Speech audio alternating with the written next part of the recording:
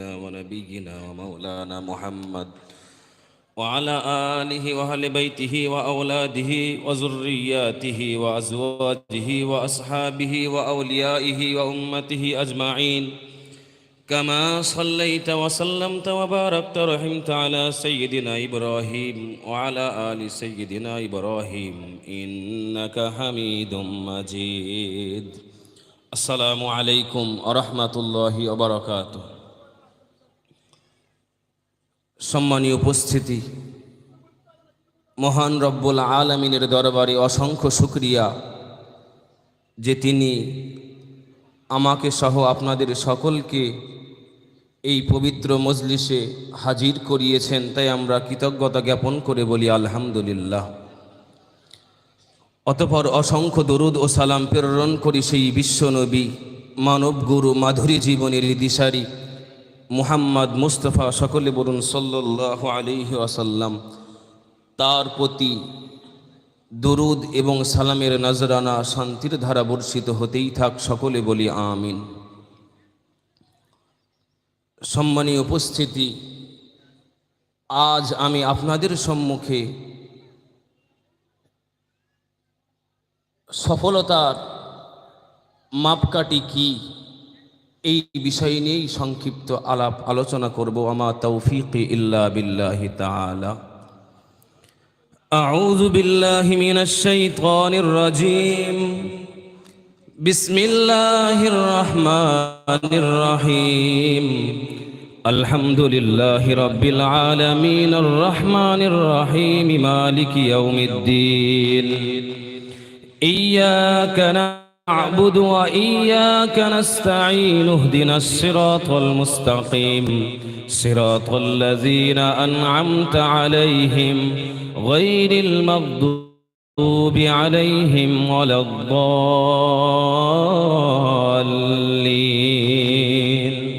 آمين। সম্মানীয় উপস্থিতি, আজ আমরা পৃথিবীব্যাপী যদি লক্ষ্য করি, দেখতে পাই সকলেই সফলতার পিছনে দৌড়াচ্ছে, কিন্তু প্রকৃত সফলতাটা কি, প্রকৃত কামিয়াবি কি, এটি আমাদের অনেকেরই অজানা। মহান রব্বুল আলামিন কোরআন শরীফের মধ্যে জানালেন, মান ইউতিইল্লাহা ওয়া রাসূলাহু ফাকাদ ফাযা ফাওজান আযীমা।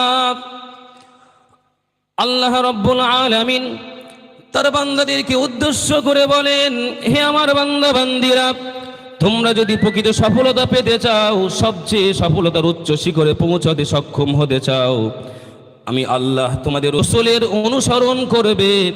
এই দুটো গুণ যদি তোমার ভিতরে পাওয়া যায়, আমি আল্লাহ রব্বুল আলামিন বলছি, তুমি সবচেয়ে বড় সফলতার অধিকারী হয়ে যাবে। সকলে বলি সুবহানাল্লাহ। তাহলে কোরআনের ভাষায় সফলতার মানদণ্ড হলো রসুলের ইত্তেবা করা, আল্লাহ পাকের বিধানাবলীকে মজবুতির সঙ্গে পাকড়াও করা, ধরা, সেই মতো জীবনকে পরিচালিত করা। আমাদের ভিতরে যদি এই দুটো জ্ঞান, এই দুটো গুণ পাওয়া যায়, তাহলে আমরা প্রকৃত সফলতা পেতে সক্ষম হব। অন্যথায় ব্যর্থতাই আমাদের গ্রাস করবে।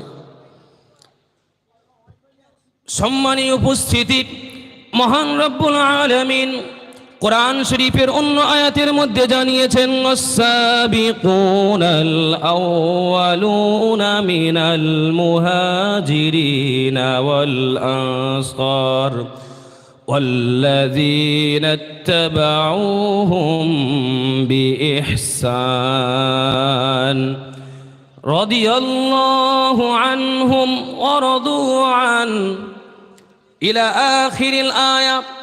মহান রব্বুল আলামিন 10 নম্বর পারার সূরা তওবার মধ্যে জানিয়েছেন, অবশ্যই যারা সর্বপ্রথম ঈমান এনেছে, মুহাজিরিন হোক কিংবা আনসার সম্প্রদায় হোক, এবং ওই সমস্ত ব্যক্তি যারা আল্লাহ পাকের নবীর সাহাবীদের অনুসরণ করেছে ইহসানের সহিত, আল্লাহ পাক বলেন রাদিয়াল্লাহু আনহুম, আল্লাহ পাক তাদের প্রতি সন্তুষ্ট, ওয়ারাদু আনহু, এবং তারাও আল্লাহর প্রতি সন্তুষ্ট। এবার বলি, আল্লাহ পাক এই আয়াতের মধ্যে জানাতে চেয়েছেন, যদি তোমরা আল্লাহ পাকের সন্তুষ্টি অর্জন করতে চাও, তোমরা যদি আল্লাহ পাকের রিজামন্দি হুসুলে ওয়াজহিল্লাহ চাও, তোমাদের জন্য উচিত হবে মহান রব্বুল আলামিনের রসুল সাল্লাল্লাহু আলাইহি ওয়াসাল্লামের সুন্নতকে জীবনে ধারণ করা। তার সাহাবী হযরতগণ যেমনভাবে জীবন অতিবাহিত করেছেন তেমনভাবে জীবনকে অতিবাহিত করা, তেমনভাবে জীবনকে পরিচালনা করা। এমনটি যদি আমরা করতে পারি, মহান রব্বুল আলামিন খুশখবরি দিয়ে জানিয়েছেন রাদিয়াল্লাহু আনহুম, আল্লাহ পাক এই সমস্ত ব্যক্তিবর্গদের উপরে সন্তুষ্ট হন, তারাও আল্লাহর প্রতি কৃতজ্ঞ হন। সকলে বলে সুবহানাল্লাহ। কিন্তু এখানে একটি বিষয় আমাদের লক্ষণীয়, আল্লাহ পাক এই আয়াতের মধ্যে বলেছেন ওমান তাবিআহুম বিইহসান, যারা আল্লাহ পাককে এবং আল্লাহ পাকের রসুল এবং তার সাহাবীদেরকে ইহসানের সঙ্গে মান্যতা দেবে, তারাই সফলতা পাবে। এই ইহসান শব্দের অর্থটা কি, ইহসানের ব্যাখ্যাটা কি, এটা আমাদের জানতে হবে। চলুন দেখে আসি। মিশকাত শরীফ 7 নম্বর পৃষ্ঠা, যে জায়গাতে সাহিবে মিশকাত রাহিমাহুল্লাহ তাআলা হাদিস সূচনা করেছেন, 1 নম্বর হাদিস উল্লেখ করার পরে তিনি হাদিসে জিবরিল উল্লেখ করেছেন। সাহাবী হযরতরা রাসূলুল্লাহ সাল্লাল্লাহু আলাইহি ওয়াসাল্লামকে জিজ্ঞাসাবাদ করলেন, ইয়া রাসূলুল্লাহ, হাবিবাল্লাহ, আপনি বললেন যে ইহসান, ইহসানটা কি? জিবরিল আমিন আলাইহিস সালাম আল্লাহর নবীর দরবারে উপস্থিত হলেন, মানুষের বেশ ধারণ করে রসুলকে অনেক রকম জিজ্ঞাসাবাদ করতে লাগলেন। সেখানে তিনি জিজ্ঞাসা করলেন, মাল ইহসান, ইহসান কি? সে সময় রাসূলুল্লাহ সাল্লাল্লাহু আলাইহি ওয়াসাল্লাম বলেছেন, আল্লাহ পাককে এমনভাবে ইবাদত করা, আল্লাহ পাকের উপাসনা এমনভাবে করা যে তুমি আল্লাহ পাককে দেখছো, অন্যথায় এমন যদি সক্ষম না হয়, কমসে কম এটা তো তোমরা মনে করতে পারো যে আল্লাহ তোমায় দেখছেন। আল্লাহ রসুলের মুখ থেকে কথাটি বার হয়েছিল, আনতা আবুদাল্লাহ কান্নাকা তারাহু ফাইল্লাম তাকুন তারাহু ফাইন্নাহু ইয়ারাক। রাসূলুল্লাহ সাল্লাল্লাহু আলাইহি ওয়াসাল্লাম জানালেন, কোন কাজ ইহসানের সঙ্গে করার অর্থ হলো এমন যে তুমি আল্লাহ পাকের ইবাদত এমনভাবে করবে যেন তুমি আল্লাহ পাককে দেখছো। এমন যদি সম্ভব না হয়, মনে করবে আল্লাহ পাক তোমায় দেখছে। এই চেতনা, এই ধারণা নিয়ে যদি কেউ ইবাদত করতে পারে, মনে রাখবেন সেই ইহসানের সঙ্গে ইবাদত করতে পেরেছে। অন্যথায় আমাদের ইবাদতের মধ্যে রিয়ার অন্তর্গত, রিয়ার মধ্যে পড়ে যেতে পারে। রাসূলুল্লাহ সাল্লাল্লাহু আলাইহি ওয়াসাল্লাম মা আয়েশা সিদ্দিকা রাদিয়াল্লাহু তাআলা আনহার ঘরে অবস্থান করছেন। হঠাৎ তিনি ঘর থেকে বার হয়ে মসজিদে নববী শরীফের মধ্যে আসলেন। এসে সাহাবীদেরকে উদ্দেশ্য করে বললেন, হে আমার সাহাবীরা, আমি তোমাদের প্রতি দুটো জিনিসের খুবই আশঙ্কা করেছি, দুটি জিনিস নিয়ে খুবই ভয় করছি। সাহাবীরা জিজ্ঞাসা করলেন, ইয়া রাসূলুল্লাহ, ওই দুটি জিনিস কি? রাসূলুল্লাহ সাল্লাল্লাহু আলাইহি ওয়াসাল্লাম বললেন, হু আমার সাহাবীরা, আমি রাসূলুল্লাহ আমার দুনিয়া থেকে পরজগতে পরলোকে গমন করার পরে আমি তোমাদের প্রতি আশঙ্কা করেছি তোমরা যেন রিয়ায় লিপ্ত না হয়ে যাও। আল্লাহ নবী সাহাবীরা ওই সময় বললেন, ইয়া রাসূলুল্লাহ, রিয়া জিনিসটা কি? রাসূলুল্লাহ সাল্লাল্লাহু আলাইহি ওয়াসাল্লাম ওই সময় বললেন, লোক প্রদর্শনী আমল, লোক দেখানোর জন্য কোনো কাজ করা, এটাই হলো রিয়ার অন্তর্গত। সম্মানীয় উপস্থিতি, কোরআনের অন্য এক আয়াতের মধ্যে বলা হয়েছে, যে সমস্ত ব্যক্তিরা আল্লাহ পাক ব্যতীত কোনো যশ খ্যাতি নাম অর্জন করার জন্য কোনো ভালো কাজ করে, তারা প্রকৃতপক্ষে আল্লাহ পাকের সঙ্গে শিরিক করলো, তারা কখনোই কিয়ামত এবং আল্লাহর প্রতি ভরসা রাখে না। এই জন্যই আমি আপনাদেরকে বলবো, আমল যদি করতে হয় একনিষ্ঠতার সঙ্গে করতে হবে, একাগ্রহ চিত্তে করতে হবে।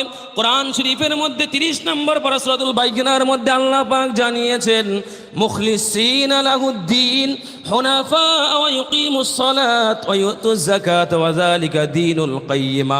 আল্লাহ পাক এই আয়াতের মধ্যে জানিয়েছেন, মুখলিসিনা লাহুদ্দিন, যারা আল্লাহ পাকের জন্য ও আনুগত্যকে একাগ্রহ করতে পারবে, খালিস করতে পারবে, তারাই হুনাফার মধ্যে অন্তর্গত হবে। হুনাফা কারা?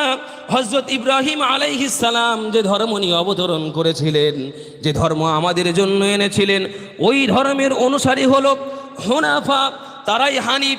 এজন্যই বলি, হুনাফা যারা, আমরাই তারা। নবী মুহাম্মদ মুস্তাফা সাল্লাল্লাহু আলাইহি ওয়াসাল্লামের যে মাযহাব, এবং ইব্রাহিম আলাইহিস সালামের মাযহাব সেই একই মাযহাব, আর এই মাযহাবের অনুসারীদেরকেই হানিফ আখ্যায়িত করা হয়েছে। কিন্তু কোরআনের ভাষায় বলা হয়েছে হানিফ তো তারা যারা আমলটাকে আল্লাহ পাকের জন্য একাগ্র চিত্তে করতে পারবে, আল্লাহ পাকের সন্তুষ্টি অর্জন করার জন্য করতে পারবেন, আল্লাহ পাকের হুসনে ওয়াজহিল্লাহর জন্য করতে পারবেন, এরাই হানিফ হবে, অন্যথায় কেউ হানিফের অন্তর্গত হতে পারবে না। এই জন্য আমলের মাপকাঠি হলো ইখলাস, খুশুসিয়াত, আল্লাহ পাককে হাজির নাজির জেনে আমল করা। সম্মানীয় উপস্থিতি, এই জন্য আমি আপনাদেরকে বলবো আমল কম হোক সমস্যা নেই, আল্লাহ পাকের সন্তুষ্টির জন্য করুন, আল্লাহ পাকের রিজামন্দির জন্য করুন। এমনটি যদি আপনি করতে পারেন আপনি সবচেয়ে বড় সফলতার অধিকারী হয়ে যাবেন, অন্যথায় ব্যর্থতাই আপনাকে গ্রাস করবে। সম্মানীয় উপস্থিতি, আসন্ন আমাদের রমজানুল মুবারক, মহান রব্বুল আলামিন কোরআন শরীফের মধ্যে জানিয়েছেন কুতিবা আলাইকুমুস সিয়াম কামা কুতিবা আলাল্লাযীনা মিন ক্বাবলিকুম লাআল্লাকুম তাত্তাকুন।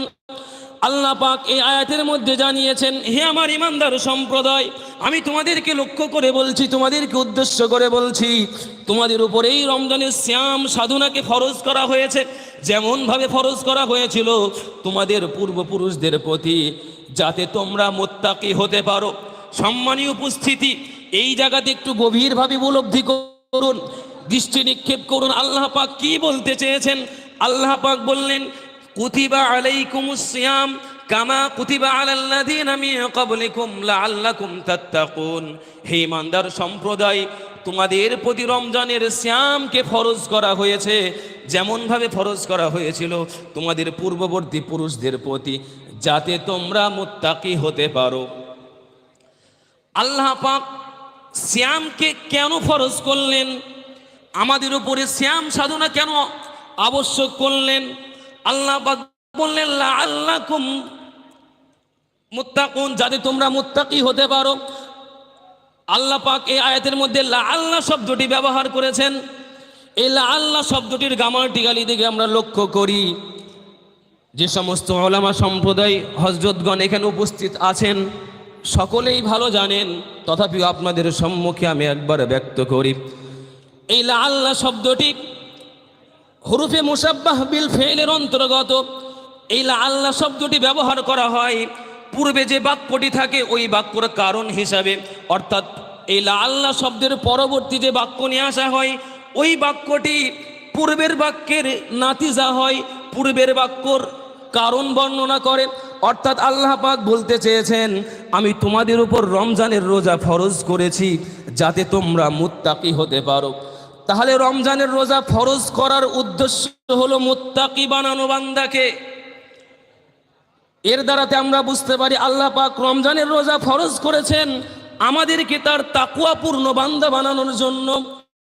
আমার আপনার ভিতরে যদি তাকওয়া না পাওয়া যায়, আমার আপনার ভিতরে যদি আল্লাহ ভীতি, খোদা ভীতি, আল্লাহ পাকের একাগ্রতা না পাওয়া যায়, আপনার উপরে আপনি রোজা পালন করেন, সে রোজা আপনার কাজে আসবে না। কারণ আল্লাহ পাক বললেন আমি রমজানের রোজা ফরজ করেছি আমাদের বান্দাদের পরিশুদ্ধ করার জন্য, যাতে তারা তাকওয়া অর্জন করতে পারে। অন্য আয়াতে আল্লাহ পাক কোরআন শরীফের মধ্যে জানিয়েছেন ইন্নামা ইয়াতাকাব্বালুল্লাহু মিনাল মুত্তাকিন। আল্লাহ পাক বললেন আমি শুধুমাত্র মুত্তাকিদের আমলকেই গ্রহণ করে থাকি। আল্লাহ পাক রমজানের রোজা ফরজ করেছেন তার বান্দাদেরকে মুত্তাকি বানানোর জন্য। আর অন্য আয়াতে আল্লাহ পাক বললেন ইন্নামা ইয়াতাকাব্বালুল্লাহু মিনাল মুত্তাকিন, আমি শুধু আমার মুত্তাকি বান্দাদের আমলকেই কবুল করে থাকি। অর্থাৎ আপনার ভিতরে কোনো আমল করলেন, তাকওয়া যদি না পাওয়া যায়, আল্লাহ পাকের হুসনে ওয়াজহিল্লাহ অর্জন করার মনোবাসনা চেতনা যদি না থাকে, ওই আমল আপনার আল্লাহর দরবারে কবুল হবে না, ওই আমল আপনার জন্য কোনো রকম কার্যকরী হবে না। এই জন্য আমল কম হোক আল্লাহ পাকের জন্য করুন, অনুসরণ করুন, কাউকে মান্যতা দেন, ইখলাসের সঙ্গে দেন, খুশুসিয়াতের সঙ্গে দেন, এটা আপনার উভয় জগতে কার্যকরী হবে, অন্যথায় ব্যর্থতাই আপনাকে গ্রাস করবে। সম্মানীয় উপস্থিতি, মহান রব্বুল আলামিন কোরআন শরীফের মধ্যে জানালেন ইন্নামা ইয়াতাকাব্বালুল্লাহু মিনাল মুত্তাকিন, অবশ্যই আমি আমার মুত্তাকিদের আমলকেই পছন্দ করে থাকি। মুত্তাকি বান্দাদের ছাড়া আমি অন্য কারোর আমল পছন্দ করি না। এর প্রমাণ কোথায় পাবেন? এই আয়াতের মধ্যে আল্লাহ পাক ইন্নামা শব্দ ব্যবহার করেছেন।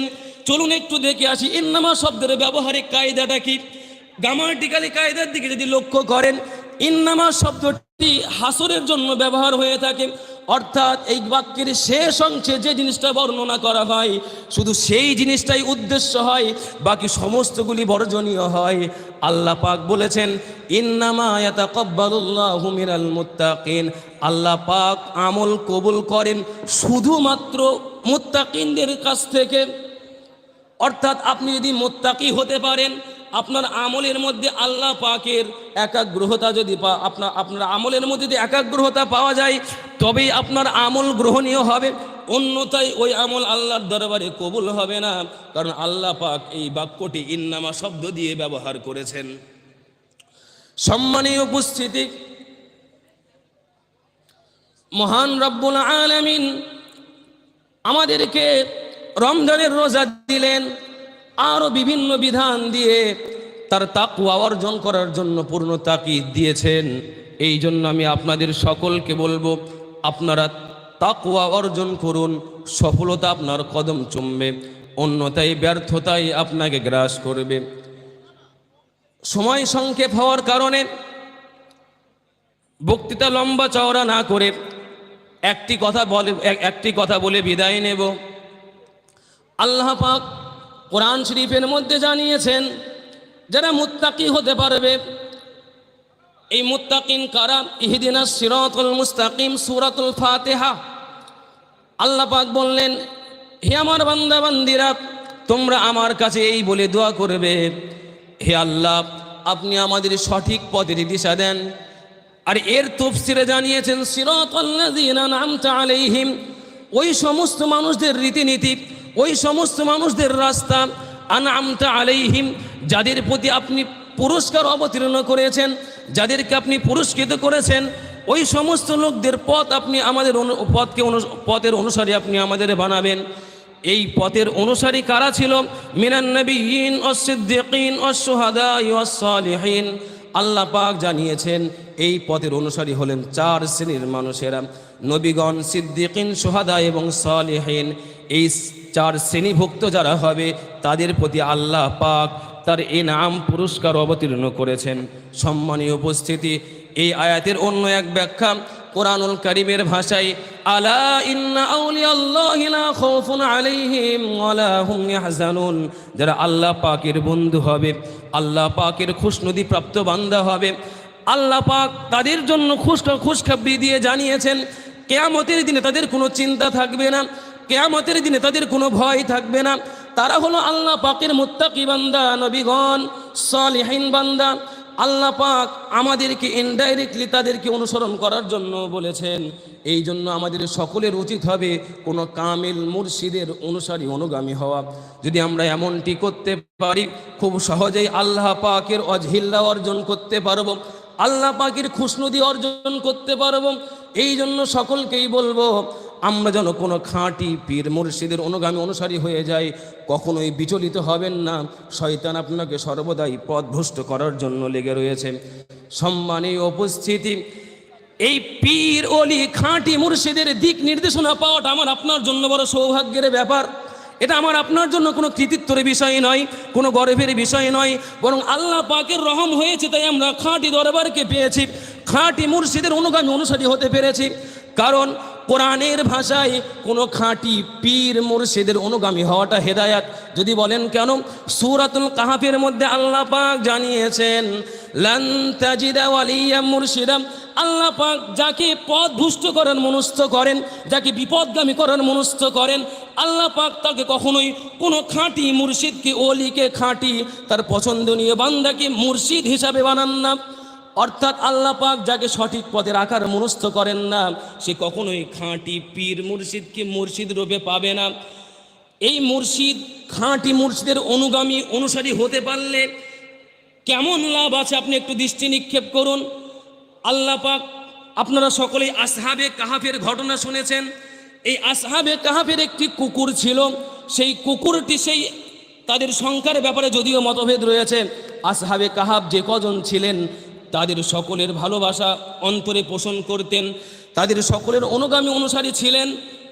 সেই কুকুরটা সম্পর্কে আল্লাহ পাক জানিয়েছেন অকালবুহুম বাসিতুন যিরাআইহি বিল ওয়াসিদ। ভালোভাবে উপলব্ধি করুন, আল্লাহ পাক তার ওলি বান্দাদের একটি গ্রুপ আসহাবে কাহাফ, এই আসহাবে কাহাফ কোন এক গুহায় আত্মগোপন করলে কোন এক কুকুর তাদের সঙ্গ দিয়েছিল। কিন্তু